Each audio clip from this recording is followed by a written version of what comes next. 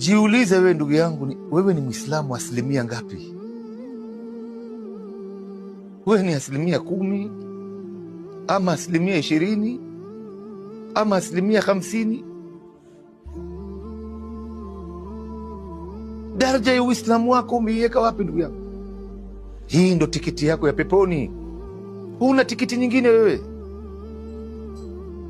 Umeipa kipaumbele Uislamu kiasi gani katika maisha yako? Sisi wengi wetu hapa utakuta hata tujafika asilimia 50. Angalau ingekuwa tumevuka 50 kwa matendo yetu, kwa tabia zetu, kwa namna tunavyochukulia baadhi ya mambo, tunavyodharau wengine, hata hatujui. Wewe ni Muislamu aina gani mbele ya Mungu? Mungu anakuchukulia vipi wewe? Anakuangalia kwa mtizamo aina gani? Wewe ushawahi kujiuliza maswali haya ndugu yangu? Ushawahi kujiuliza maswali haya?